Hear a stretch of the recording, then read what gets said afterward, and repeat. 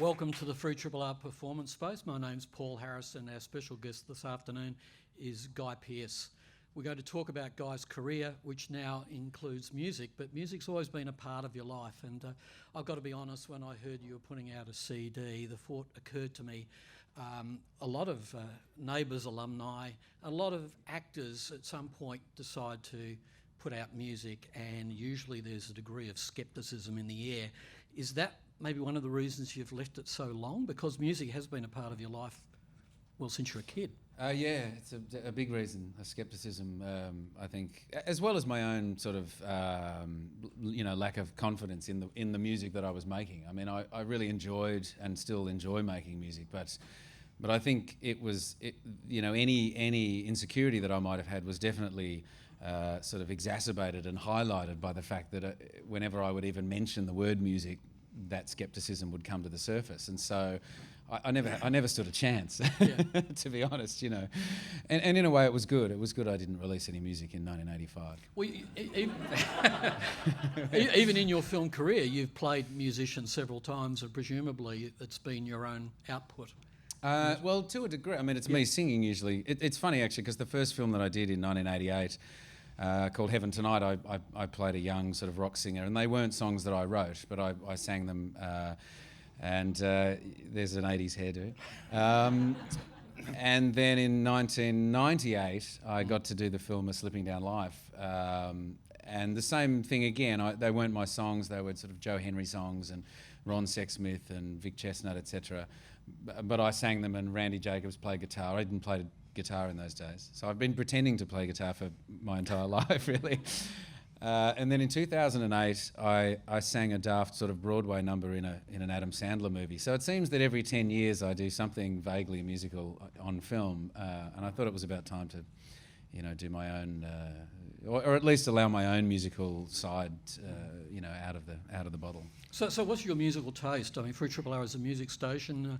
When you were growing up, what did you listen to? I read an interview where I think you said you like everybody from Ella Fitzgerald to Mozart and all points in between. Yeah, I do have quite an eclectic taste. Yeah. I mean, the Beatles obviously were the first sort of set of musical.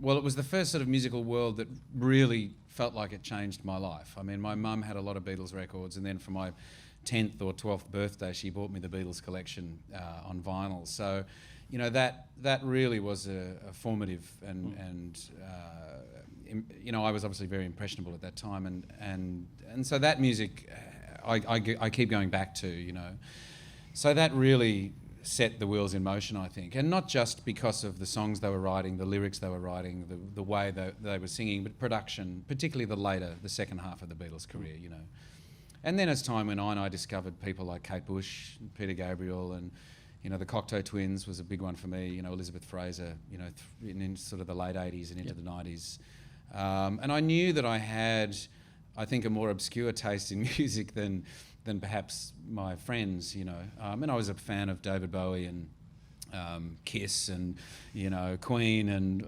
but I was really interested in the production of ELO, for example, as the sort of the multifaceted aspects of bands like that, and I did, yes, absolutely love Ella Fitzgerald for the purity of her voice, etc. But there was something about production value that I was always really interested in. And then, of course, as time went on, I discovered Jeff Buckley and Daniel Lanois, and so I feel like every 5 or 10 years I discover somebody who's probably already been discovered, but I just then discover them, that has a massive sort of effect, And Scott Matthews for me in 2006 was a big one. Thomas Dupdale in 2010. And so I do have an eclectic taste. I can listen to AC/DC and absolutely love it, and then I can listen to, as you say, Mozart and really get a lot out of it. So, and I don't know what it is. I don't know what it is that I like about all these different aspects of music, whether it's the authenticity or probably just the emotion of it, I would say. You're going to perform a couple of songs at the end of the segment. You mentioned your mother. She was a very formative influence.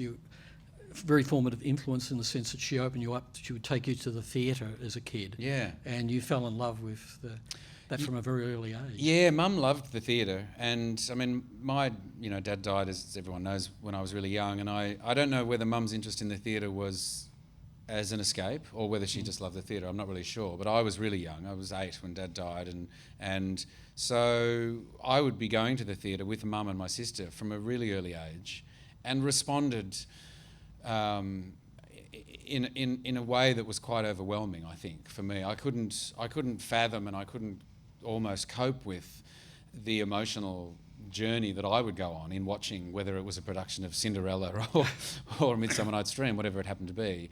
And so I was really drawn to that, and a lot of it, I mean, we would see musical theatre as well, so a lot of it was the music, but I was really drawn to, I think also drawn to being up on stage, because it was, I didn't realise it at the time, but it was probably an opportunity for me to actually feel like I had some sort of control. Because as a kid, I think I was a nice kid. I was very polite. I was shy. I wasn't a nasty kind of kid causing trouble or anything like that. But I really felt like I was adrift, or I was sort of living in my own imagination. And so to be on stage, to sort of join theatre companies and be on stage and perform and escape into various characters was an absolute thrill and a joy, and it still is.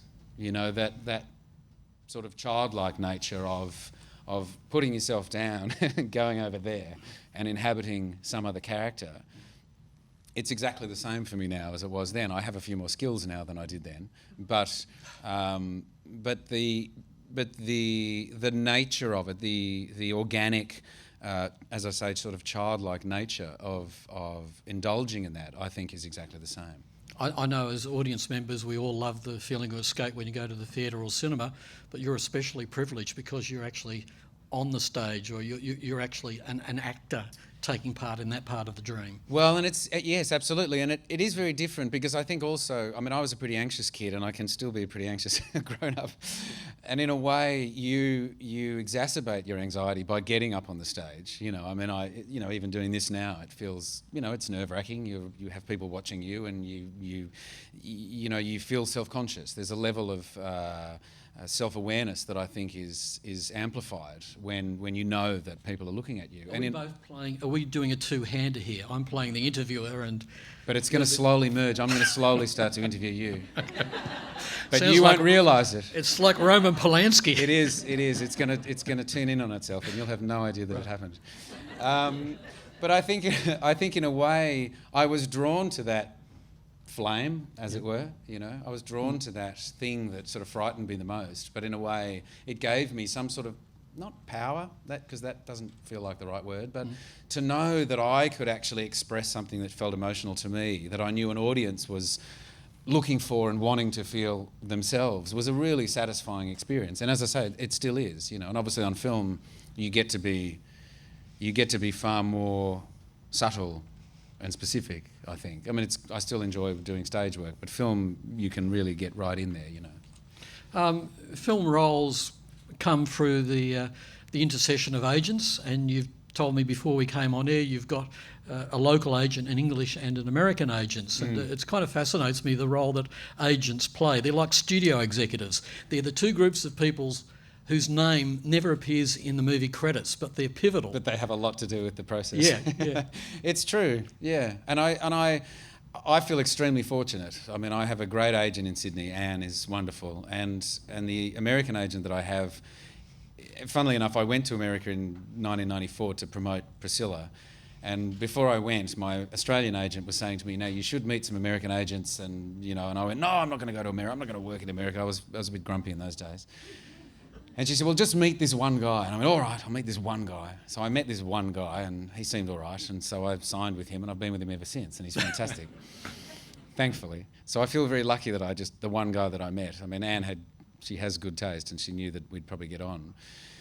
And what I was saying to you before, obviously, is that the relationship that we've had it's changed and it's developed over the years, as any relationship does, I suppose, because you learn about yourself through this other person, and you learn about the other person, and vice versa. So you're constantly sort of negotiating with each other. And Chris Andrews, his name is, he's fantastic. there were a lot of films he was trying to get me to do early on in my career, my American work, and I was saying no to a lot of things, much to his disdain. I think he was about to kick me off the books. And I was sort of agreeing to some things, and looking for more independent, unusual, interesting sort of stuff, and saying no to sort of big super action, superhero-y kinds of things. And then eventually, after sort of years of doing sort of compromising and doing bits and pieces, we did The Proposition here. And at the Toronto screening of that in 1990, it must have been 2005. Chris came up to me and he said, "Right, I finally get it. I get what it is you're doing."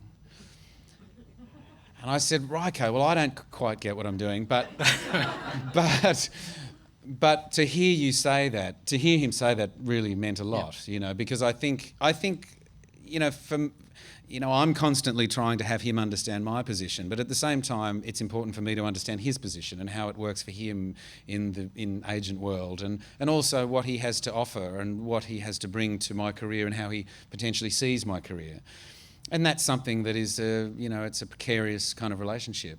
And so to hear him say that was really encouraging, And so, the stuff he gives me now to read is really, really interesting. And then, of course, and not to suggest this isn't interesting, but then he'll come along and say, Iron Man 3 want you, and I think you should do it. And I would read it and go, okay, great, yeah, I see what you're getting at. So it is about compromise, and it certainly is about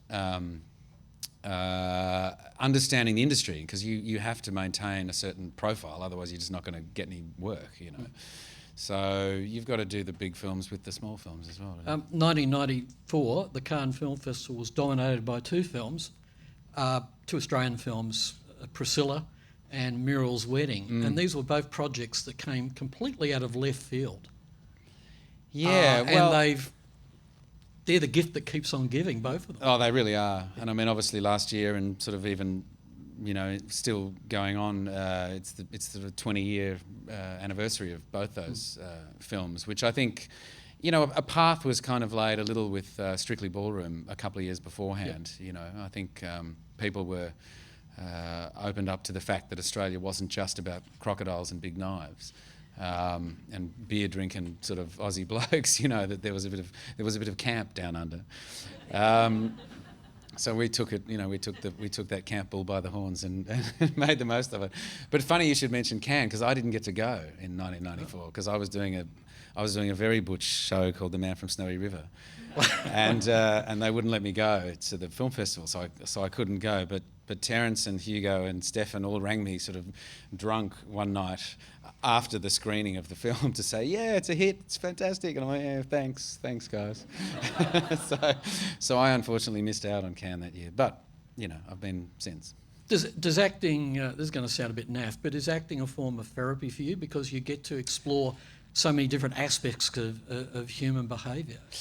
It is very much a form of therapy, and I've often thought to myself, well, there might come a point where I don't need to do it anymore, because I may have exhausted. You'll be cured. Cured, yeah, absolutely. So I don't need to, I don't need to keep sort of going down that road. But I took a break in 2001 because I was feeling a bit overwhelmed by lots of things, and I just knew I needed to step away from it and reassess it, I suppose, from someone in their 30s, as opposed to, I had this career, this working life that I guess on some level was based on the decision of an 8-year-old.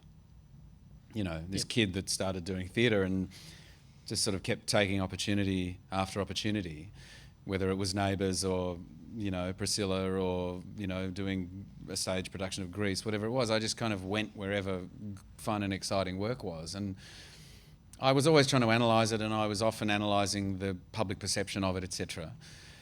But there came a point, I think, once I'd started working in the States, and the pressure was on to sort of begin again, to really sort of start again, and I just didn't have that in me, because I think I'd been working so long that I didn't have it in me to sort of compromise too much.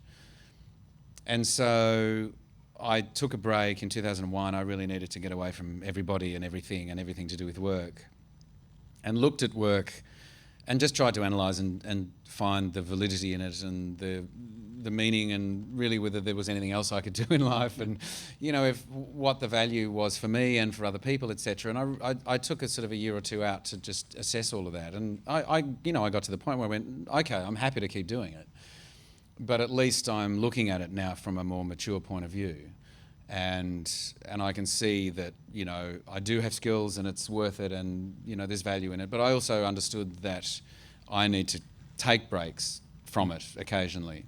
And I also need to do other things that are important to me, like make music, And so, the music really, it's a great counter to the acting work, and acting is therapeutic in a way, but it's a little bit like throwing something against the wall and seeing what sticks in a way. It's kind of volatile. You come away from a film and feel like you've kind of abused yourself to a degree. It depends what the film is. And so it can be like therapy, but can also take some therapy to decompress after a film that you've done. Were you ready for the adventure of LA Confidential? I mean, your first Hollywood film. James Ellroy and yourself, Russell Crowe, even Simon Baker, 3 Australians in the film, if we include Russell as an Australian. And it's a period piece, very American. It's hard to know if I was ready. I mean, was that out of a pile of scripts? I mean, how did that come about? We did Priscilla. It came out in 94. I went to the States in 94, got this agent, Chris, and he said to me, you're just going to have to keep coming back here and doing auditions for things. And I said, well, I don't have any money. I'm not just going to, pay to stay in a hotel, and kind of run myself ragged trying to do that. I'm going to stay at your house.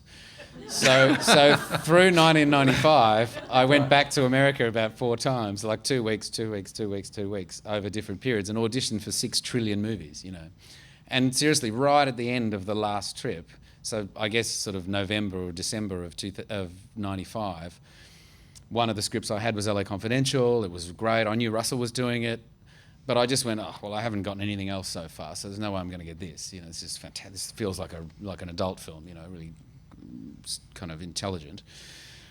So I just went, this is not going to happen. But I did and in America there's this, like here you do an audition. It's just an audition and you either get the job or you don't. In America you have a meeting with the casting person, and then you have a meeting or a reading with the casting person, and then you have a reading with the director, and then you maybe do a reading on tape with the director, and then maybe you do a screen test. And so it's this long, drawn-out process because the industry is so much bigger, and there's trillions of people they have to go through, So I did all that. I've met the casting person and read for them, and they said, you've learnt the lines. That's amazing. You've learnt the lines. I was like, well, I can't act and read at the same time, I'm sorry. So sorry that I learnt the lines, but I wasn't going to sit there and sort of read and sort of feel like I could convince anybody of anything. And then, so I did that, came home at Christmas of 95, and then got a call from my agent to say they want you to come back and do a screen test. And I went, wasn't that a screen test? And they said, no, a screen test. And in America, in Hollywood, a screen test is on film with the producers around, and it's like a day at work. There's a makeup team, there are grips, there are electrics, there are cameras. It's shot on, in those days it was shot on film. And you sign a contract. And if you agree to do the screen test and then they want you for the film, you've already signed a contract to say, yes, I will do the film. So it's quite official. Whereas here in Australia, they're like, yeah, come and do the movie, man. And you're like, yeah, I'll think about it, So it was quite official and it felt like a big deal. And I said to my agent, I'm not going to come back and do that if it's not going to happen. He said, no, I think they're really quite keen. And Curtis rang me and said, I'd really like you to come and do it. We had a big couple of chats on the phone, which was good. And I went back in the January of 96, and did a screen test, filmed a couple of scenes, which I think are on the DVD. You can get the DVD of the film, and then behind the scenes there's me doing terrible audition business. And got the job, and we started in the May. And so was I ready for it? I don't know. I mean, I think like anything, it was just another opportunity that I took and just tried to do the best I could, You didn't happen to catch James Ellroy when he came through Melbourne? I did, actually. Well, strangely enough. Down the National Theatre? I'd just been cast. Right. And so I'd just been cast, and I came home because we weren't doing the film for a while, and Ellroy came out, and some marketing person in America said it'd be good for you to get a photo with him, and da da da. I went, oh, okay, whatever.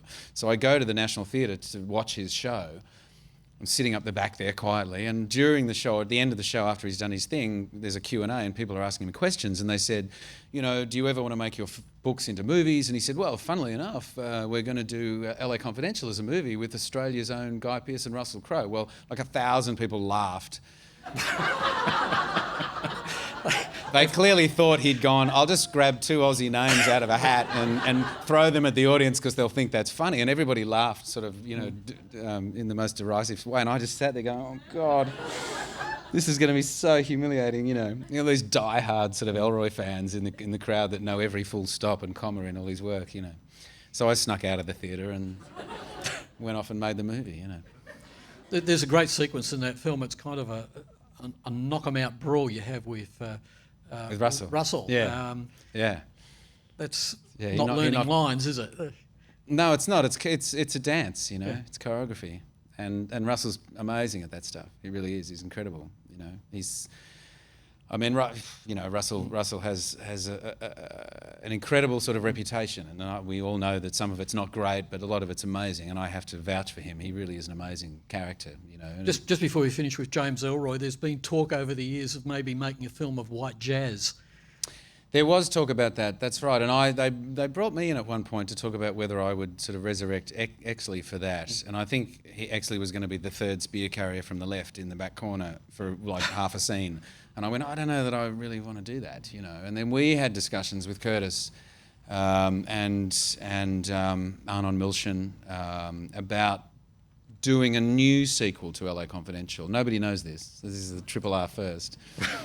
But it's not going to happen, I'm sorry to say. But this was 10 years ago, about Ellroy actually writing essentially a new specific sequel to LA Confidential 10 years on, so 1963.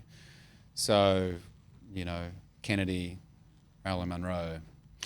But it never happened because it was going to be too expensive, which was unfortunate because it would have been great. As a consequence of your profile in LA Confidential, were you suddenly swamped with offers? Well, certainly, you know, lots of American things came my way. And I think people went, so LA Confidential, Priscilla, where do we put this guy?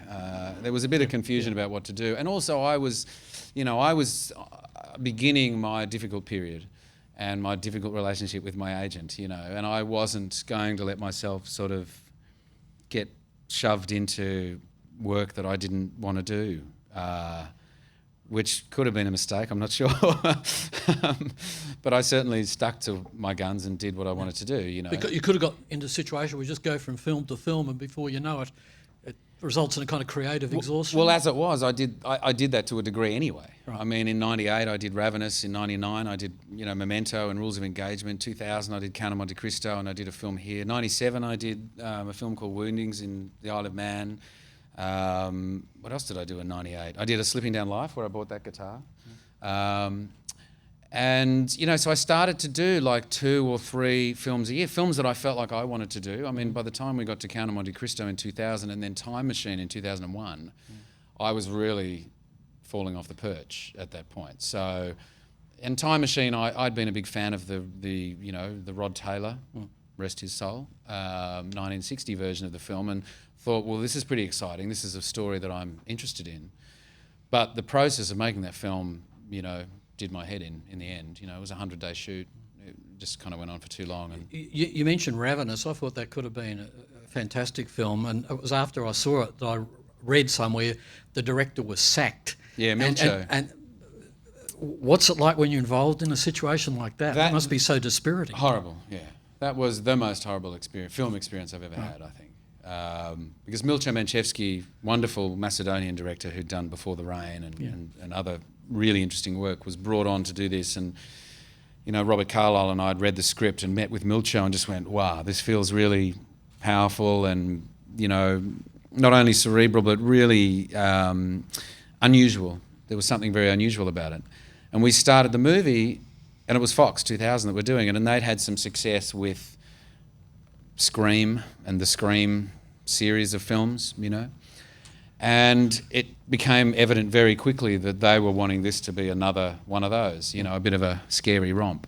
And we went, no. And they fired Milcho. We had a sort of a mutiny, and they brought in the director of Home Alone 3.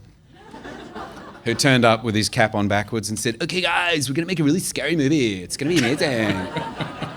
And we had a mutiny. All the actors just went, "No way, we're not doing it." So it was ugly for some time. And, they eventually went to Robert and said, "Well, who do you want to direct it?" And Antonia Bird, who Robert Carlyle had had a company with for some years and made a number of films with, had said, "Well, she knows the script, we've talked about it, why don't you get her in?"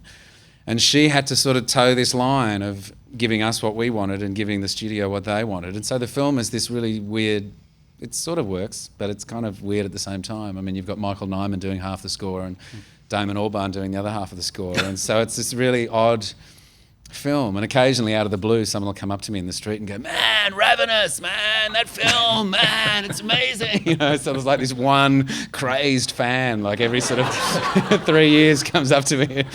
So it's this, that was a difficult period. That really shook me, that sort of experience of feeling like the man can kind of come down on you and make you do something. And I was like, that's not how I work. That's not what I'm going to do. What about the vagaries of the industry? I would have thought you as Harry Houdini with Catherine Zeta-Jones would be a lay-down misere, and yet that film was seen by hardly anybody, directed by Gillian Armstrong. And this was after The Prestige, or maybe... Before. Or before. We filmed it just before. Right. Well, Harvey Weinstein also thought that Catherine and I in a film about Houdini would be a great idea too, and he bought the movie before he saw it. And then he saw it and he went, "Oh, this is not what I want," and he shelved it. And so he didn't honour his contract, and he honoured his contract, just to clarify. And he put it out in the one cinema in the back blocks of New York that nobody ever saw. So he honoured his contract by doing that, but he did it without telling any of us, and so we didn't get to promote it. No one got to see it, and it was killed, really. So I'm jumping like stones over a pond. No, but that's there is all so right. much to get through. How did you meet Christopher Nolan? Because prior to Memento, he'd done a very promising little indie film. Just through the script, really. Yeah. I mean, my agent had the script, Chris, and sent it to me and said, "I think you'll like this." And I read it, and he sent in the letter, he said, "By the way, it goes backwards," which was a good note to put in the letter, because I could have sat there for 3 days going, "I don't understand what's happening. How come this scene's after? I don't understand." Anyway, so I read it and I loved it, and I knew they were out to Brad and to various other famous people, and so we had to wait. You have to do that. You get sent a script and you're keen to do it, and then you have to wait for the other 27 people who are worth something to pass before it'll come your way. So then eventually it comes your way, and they go, "Oh, well, all right. If Brad and Johnny and Keanu and those guys aren't going to do it, I suppose we can. It'll be cheaper if we use this guy." So you get a chance, you get a break, and I got to sit down with Chris and talk with him about it, and then I saw Following, and it was when I saw Following that I went, "Oh, I really not only want to do this film, but I feel like I really have to do this film." And I did that thing that I hear is really valuable in Hollywood, apparently, where you see directors say, "Wow, he was so passionate about the role. He was obviously the right person for it," And I've always just thought, well, if you're right for it, you're right for it. If you're going for the meeting, then clearly you're passionate about it, let's face it. But I rang up Chris Nolan and I went, "I'm really sorry to do this, but I hear it, people respond to this, but just to let you know, I'm really keen. I'd really like to do your movie if that means anything to you at all. I'm really sorry if this is embarrassing." And so I had this silly phone conversation with him, and because he's English, he was sort of like, "Oh, well, yes, I figured you were keen because you came to the meeting." I said, "Well, yeah, anyway, I just thought I should do that." So it was this awkward sort of process, and, but maybe that was what got me the job, I'm not sure. Do you ever get the feeling that in the way maybe Guy Pearce was marketed, you're a character actor trapped in the body of a movie star? And look at the American actors like Bill Macy's, late Philip Seymour Hoffman, David Strathairn. These people are never out of work, and they just go from one interesting part to another, but they don't have the pressure of being the leading guy. Yeah. Look, I guess so. I mean, I don't know. It's hard to be objective about yourself, I think, Sure. to be honest. I mean, I don't know. I mean, I think I was just sort of looking at the work that was coming my way, and I'd read, was it Daredevil, the one that Ben Affleck did? I can't remember. I was offered that originally, and and other stuff, and go, well, I just can't see myself in that role. I don't see myself as a sort of a heroic kind of guy, particularly back then. Not that I think I'm heroic now, but I'm able to sort of take on that kind of character these days. But I just think I was just chasing the things that really spoke to me, and I don't really know that I understood what the external perception was from agents, from producers, from other people. I was just chasing the things I wanted to chase, and often I had my agent and my lawyer over there saying to me, well, you really need to get your face out there, if you're not going to do that movie, then at least do that Gap ad. A funny story, there's this film that I did called The Hurt Locker, and I'm in it for about a second, and it won the Academy Award, right? And at the Academy Awards party, Cameron Diaz, I know Cameron Diaz a little bit, and we muck around and have silly time together. And someone took a photo. They came around. The catering people came around with burgers, little burgers. So we're eating these burgers, and someone took a photo of Cameron and I. Cameron sort of leaning forward, attempting to eat my burger, my hamburger, and me sort of pulling away, pulling a silly face. And it was in the Hollywood Reporter or one of those magazines, I'm not sure. And it was like it's just a silly photo. And I went to my agent's office one day, and that magazine was sitting there on the desk with that photo open. He likes to have his clients and the magazines they're in and all that sort of stuff. And I was talking to him about the value of the fact that The Hurt Locker won the Academy Award, and I said, do you think the fact that I'm in that film and it won the Academy Award and the fact that I'm only in the film for 1 second means anything, And I was sort of asking it in a joking kind of way. I'm not really earnest about it. And I said, do you think that sort of means anything? And he went, oh, yeah, probably, but not as much as that photo. People seeing that photo, people seeing me and Cameron having a silly moment at a party in a photo, means a lot more to some producers than whether you were in that good film or not. So it's you're trying to work out how to play the game is a tricky thing. Let's talk about a film that's a personal favourite of yours, The Proposition, and also quite a long and productive working relationship you've had with John Hillcoat. Oh, look, it's a delight, I have to say. I mean, I just feel like I've made such a great friend in John, and feel very lucky that he trusts the work that I do, and that we have a great and funny sort of relationship, because I think John loves extremes and he loves to sort of push people to extremes, and I love to go there as well. But it's always fun to go further than what John was thinking and see him go, well, I'm not sure about shaving off your eyebrows. I'm not, But then eventually to see him go, oh yeah, no, good choice.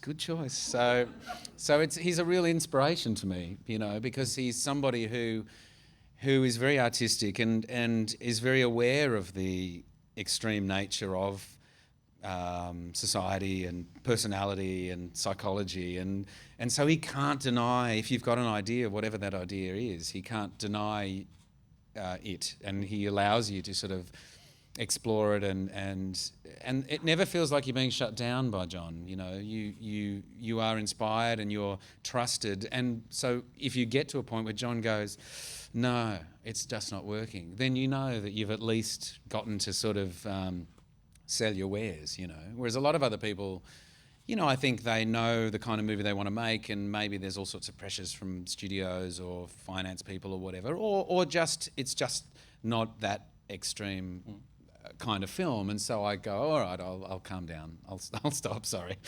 But John allows you to sort of go to places that other people wouldn't necessarily allow you to. Well, you go to places that have extreme temperatures, for example, in Australia, I think of the Rover and the Proposition, but how is it for limeys like Emily Watson and Ray Winston when they arrive out in the middle of nowhere? Well, how do they cope? It's always funny to do every time I do a film out in the desert, there seems to be a few English actors as well. So there was Terence and Priscilla sort of freaking out about the flies and dead kangaroos. And there was Rob Pattinson freaking out about the flies and dead kangaroos on the Rover as well. So it's fun. It's like watching. It's like a game show. You've got that sort of little sort of bit of entertainment on the side as well.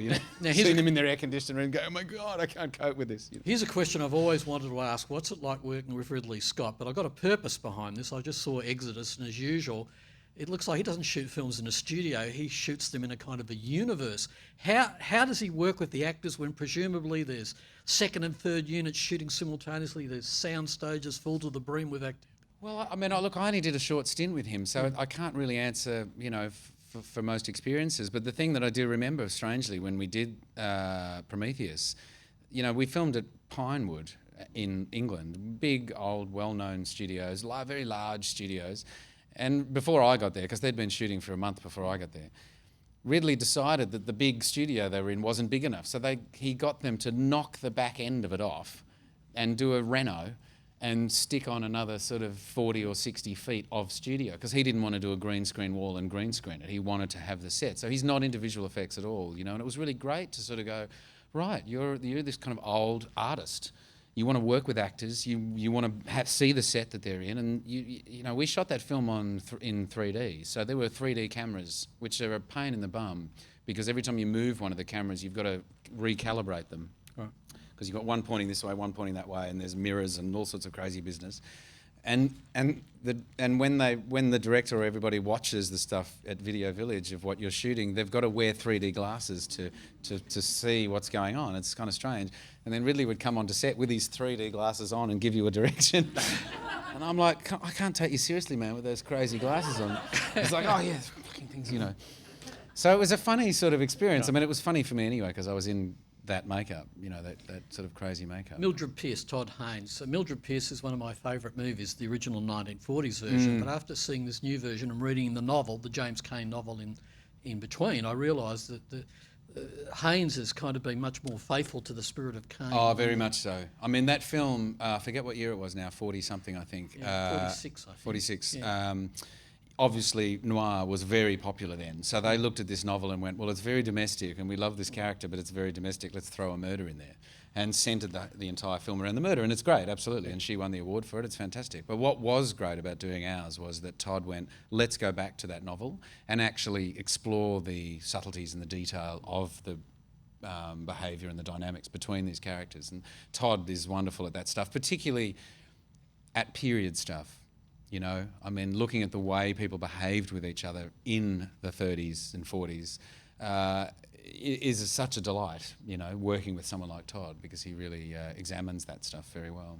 Can I ask you about a film that got away that I would love to have seen? An adaptation of William Burroughs' novel Queer. To be possibly directed by Steve Buscemi. Yeah, Steve and I have been talking about that for quite some time, but I just keep saying I'm too buffed. I'm too, you know, I have muscles and it's not right. I need 3 years to emaciate myself in order to play this. Yet you played Andy Warhol. Well, yes, and that was a stretch in itself, you know, particularly when we went and did reshoots after I'd gone and put on another 10 kilos to play Houdini, and they said, oh, we want you to come back next week and shoot some extra stuff. And I went, I've been to the gym for the last 6 months.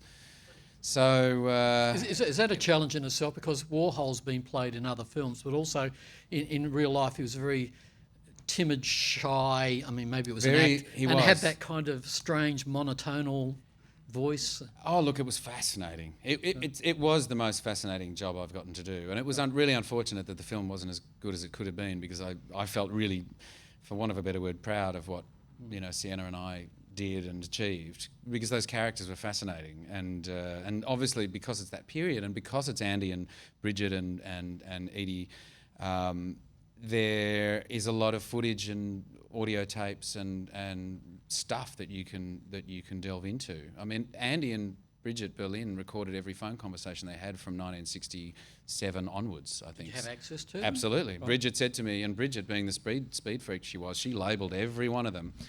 And we're halfway through the film, and I was given access to all these tapes, and so I'm listening to these incredible conversations. And she rang me halfway through the process and went, I've just remembered, you know, September the 16th, 1971, I tell Andy that Edie died. Go to the box and find it. So I go to the box and found it, and there's the tape with the conversation of Bridget telling Andy that Edie died. It was extraordinary, you know. So, yeah, look, things like that are just amazing experiences, really. We can't end the conversation without talking about Jack Irish, and I know a lot of people who are Jack Irish fans of the original novels, and maybe there's a bit of scepticism there about can Guy Pearce play this part? Yeah, I know. I'm sorry to all those diehard fans who were disappointed.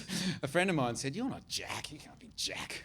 No, he's probably older and a bit more curmudgeon-y than I am, but I was too difficult to resist, to be Well, honest. a Melbourne audience finds this stuff irresistible. It's the inner city, it's the old versus the new. Absolutely, and I think we contemporised the story a little as well. Yeah. So I felt, look, you know, you can justify anything really if you talk to yourself enough.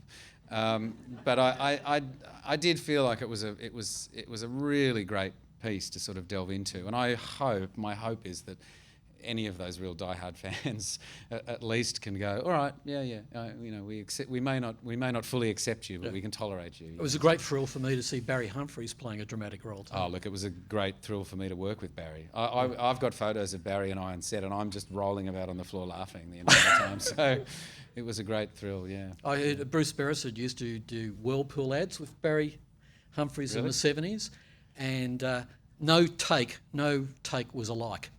It was a bit like Peter Sellers. He could just riff the characters and do these splendid ad-libs. He really is, you know, as we know, he really is a genius. And so to be in his presence was extraordinary, really. And it was interesting also because I think Barry felt, you know, he felt on some level like he was out of his depth because he had lines to learn, he had a specific character to play. Not that he hasn't played specific characters before, but we know that he improvises really, really well. So, you know, he was coming to me and saying, oh, do you mind if we run the lines? And so I felt like the scales were vaguely evenly balanced a little, you know, to a degree. Among the 4 or 5 features that are going to be released over the next year, there's one in which you play F. Scott Fitzgerald. Briefly. Yes, I've just done a tiny stint. I'm seeing how small a period I can squeeze into a movie. So it's a cameo? Yeah, pretty much. Okay. I did a film called Genius with Colin Firth and Jude Law. Jude's playing Thomas Wolfe and Colin plays his editor, Max Perkins.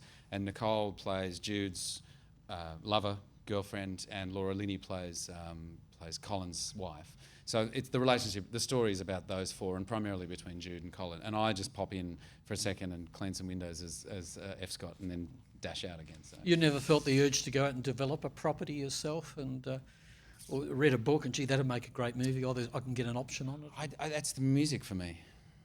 You know, that's the thing I want to develop and not because of a public thing necessarily, but the thing that I personally get the most satisfaction out of is when I finish work and I finish films, and even whilst making films, I just love making music. So I'm much better at a 3-minute story than I am at a 2-hour story, I think. Is it a bit, you're like a circus worker because you've worked all around the world and you go on movie sets and you recognise the crew, maybe even actors you worked with in the past, but you're not going to see each other again. It's an artificial family, and there's a competitive element to this as well. Not competitive, no? I don't reckon. No, I mean, it can feel competitive when you're in those agent discussion talks about whether you're going to get this role and who else is up for the role, and that taps into some of that ego stuff sometimes. Yeah. But then you very quickly go, well, they'll pick the person who's right for it. So, you know, I don't have enough I have self-belief, but I don't have enough kind of sort of chutzpah to go, it should be me, you know. I just think they'll pick the right person if it's... The most bizarre film I think I've seen you in is a film called Lockout, which is sort of action heroics, but it's got a great opening scene where... It does, yeah. An interrogation, and you're like a Philip Marlowe type wisecracking smartass. Yeah, it was fun actually, that film. I mean, it was funny because after we did that film, everybody said to me, so are we going to see you now in all these sort of heroic leading man sort of roles? And I went, well, no, that's just, it's just as extreme for me to play this character as it is for me to play Andy Warhol, to be honest. So no. You're sitting in a room getting punched around, and each punch would probably put you in jail, put you in hospital. Yeah. And Peter Stamari says, hit him again, Rupert. I said, I'm being punched by a guy called Rupert. That's right. Yes. No. It was about playing the kind of toughest guy that I could find, I suppose, but with this sort of everlasting, odd sense of humour, I suppose. I mean, it was very odd doing that film because we had a French producer. Luc Besson produced the film. It was a French production, right. But we had Irish directors, the guys that wrote the story with Luc. So we had this sort of half Irish, half French team, and we shot it in Serbia. So we had this Serbian crew. So it was really surreal. It was very surreal. And you'd see an Irish director say, I want the wall to be 6 foot tall and I want the thing to be on the top of it. And you'd see the French first idea go, oh, okay, I go ask for that. And he'd go off and he'd tell the Serbian art department guy he wanted the car to be 2 foot tall and be green and in the corner. And I'd think, no, that's not what that conversation... There was a lot of sort of Chinese whispers going on in there. It was hilarious, you know. Have you seen the film Lock? With Tom, no, No. I haven't. I really want to though. I can't put it into words. He's just so charismatic. Look, there's a couple of actors. You know, one of the great things about being an actor is working with better actors. That's one of the things I've always said. And when we did Lawless, I couldn't take my eyes off Tom for the 4 weeks that I was there, and I would be very reluctant to use the word Brando when talking about any other actors. I mean, he's really my idol, and I'm sure a lot of other actors. Well, I know a lot of other actors' idols, but Tom possesses something that no other actor possesses that I've come across, you know, and it's this incredible combination of masculinity and femininity and intelligence and kind of sort of raw brutality, which we know Brando exhibited, you know. And I felt like a fan when I was on set the entire time. And funnily enough, that year was extraordinary because I then worked with Fassbender. Well, I can't remember which I did first. I worked with Fassbender on Prometheus. So I had a similar experience, but Fassbender is much more, you know, he's much more chatty. He's a party boy, you know. So whereas Tom is this very unusual character, beautiful guy, really interesting, fascinating guy, but you never kind of know where you are with him, and particularly when he's in character. So it was a really extraordinary experience for me. It made me question a lot of my own ability or lack thereof. You know. Do you think we're a bit harsh on our own culture? I mean, in any given year, Australians, we're going to produce maybe 30 features tops. That's probably an exaggeration. America, it might be 300, including all the indies and the Sundance kind of films. And, you know, it's a much bigger sort of catchment, isn't it? Absolutely. And I remember years ago someone saying to me, well, Aussies would rather watch Pretty Woman twice than go and see an Aussie movie. I remember thinking, is that true? Feels like it's sort of true. It's a shame, isn't it? You know. And, well, it kind of is to a degree, or probably was, you know, and I actually wonder whether, you know, every time there's an Australian success, and quite often the Australian success comes by way of Sundance or Cannes or, you know, the Academies or something, and then we go, yeah, that's right, yeah, go Australia, you know. So I know that, it was worse 20, 30 years ago, I think, but so I do think we're much greater champions of our own work now than we used to be. But I don't know. I mean, even though we made one of the earliest films of all time in Charles Chauvel's, you know, sort of early work, I do think we rely on American stuff too much, and so it feels riskier to watch an Australian film than it does to watch an American film. You know, it's funny though. Whenever I get on the plane, because I fly to LA a lot, the first thing I'll do is go to the Aussie section and go, right, what's here? What haven't I seen? You know, so try and catch up on stuff. Yeah, it's puzzling to me. Look at Animal Kingdom. Suddenly, Jackie Weaver, who's been part of the furniture for decades, has this incredible career. Yes, absolutely. And I mean, but she's still Jackie Weaver doing the great work she's always done. Yeah, and it's funny because Jackie and I worked together in Japan recently on Equals. I did Drake Doremus's latest film with Kristen Stewart and Nicholas Hoult as the leads. You know, and Jackie and I were both in that as well. So. And I said, so, how's the last couple of years been for you? And she went, well, I was about to retire, darling. I mean, you know, and then bloody David Michaud came along and changed my life. And she said, and suddenly I'm working with De Niro. So, you know, and that's the funny nature of the business. You know, you're no different in January than you were in November to a degree, but suddenly that part of the world knows who you are. So good on her. You know, I mean, she's fantastic, as we know. So. And if you're blindfolded and you put your thumb onto any film playing in Melbourne, if it's a Hollywood film, you're likely to find it's got an Australian DP or actors in the cast list. I mean, and the thing is now, you know, I mean, I remember when I first went to the States, it felt like there was about 3 or 4 of us, or 5 of us. And the funniest thing Russell ever said to me was, you know, you and I were the last 2 over the bridge before they took the toll off the bridge.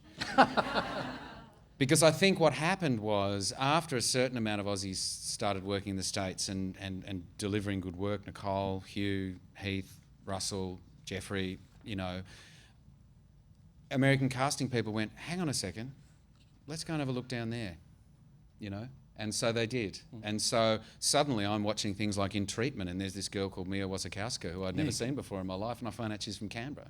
So there's all these people now that I haven't seen on Home and Away yet. And so they have bypassed the not necessarily the usual channels, but thankfully the Cody Spit McPhee. absolutely, yeah. Now, you're going to perform a couple of songs for us, so I'll am let I? you go over there. And